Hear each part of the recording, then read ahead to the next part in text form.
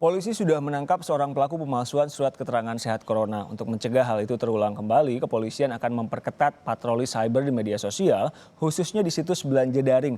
Polisi juga akan memberikan sanksi tegas kepada pelaku yang dengan sengaja memperjualbelikan surat keterangan sehat corona palsu di situs belanja online atau daring. Adanya beredarnya beberapa di online penjualan surat kesehatan surat bebas kesehatan yang menyatakan bahwa ada keterangan negatif berkaitan dengan kesehatannya. Ya tentunya ini tadi sudah dijelaskan bahwa Kabarreskrim sudah menyampaikan ke seluruh jajaran di Indonesia untuk melakukan patroli cyber.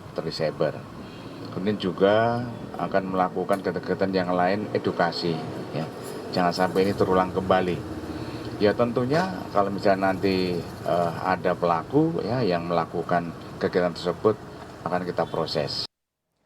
Terkait temuan penjualan surat keterangan sehat dari corona palsu yang diperjualbelikan secara daring, Kakor Polri Irjen Istiono meminta warga tidak berbohong dengan dokumen syarat bepergian. Kepada jurnalis Kompas TV, Tifal Solesa, Kakor juga mengimbau warga tidak melakukan mudik lokal. Berikut lebih lengkap untuk Anda.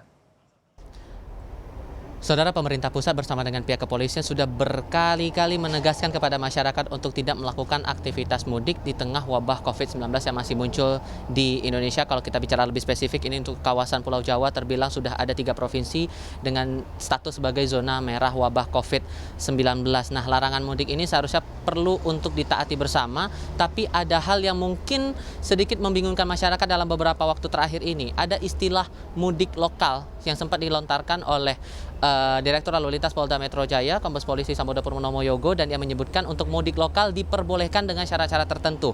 Kemudian di tengah operasi Ketupat 2020 yang mengizinkan sejumlah angkutan publik untuk bisa beroperasi dengan izin terbatas dan dengan penumpang dengan jumlah dan karakter tertentu saja yang bisa melakukan aktivitas bepergian, begitu ada fakta yang cukup mengagetkan masyarakat. Tengah viral bahkan sampai dengan saat ini surat bebas COVID-19 yang diperjualbelikan melalui jasa e-commerce. Dengan fakta semacam ini, kira-kira apa langkah verifikasi atau tindak lanjut yang mungkin akan diambil pihak kepolisian, terutama untuk penegasan berkenaan dengan mudik lokal itu tadi? Saya coba konfirmasi hal ini kepada Kakor Lantas Mabes Polri Irjen Polisi Istiono. Pak Istiono, saya coba untuk perlu saya konfirmasi adalah ini baru-baru heboh nih Pak, viral surat bebas COVID-19 diperdagangkan. Karena kita tahu surat itu menjadi salah satu syarat bagi masyarakat untuk melakukan aktivitas bepergian dengan izin terbatas menggunakan angkutan publik tertentu. Sebelumnya Anda sudah sempat mendapat laporan dari teman-teman yang berada di lapangan bahwa ada surat palsu yang digunakan masyarakat untuk bisa bepergian, Pak? Iya betul, kemarin saya lihat pengumuman dari Kepala Gugus Tugas bahwa ada semacam pemalsuan surat kesehatan dari rumah sakit tertentu ya. Dan itu sudah ditegaskan oleh Kepala Gugus Tugas juga bahwa itu melanggar hukum pidana. Dan jelas itu adalah pemalsuan dan tentunya itu akan diproses itu ya, baik yang membuat maupun yang memberi. Kita pun juga di gate-gate kita, di tol-tol, di rest area kita juga buat spanduk-spanduk juga antisipasi mengenai itu juga kemarin, mengenai siapa yang memberi dan menerima melanggar aturan pidana, proses secara hukum.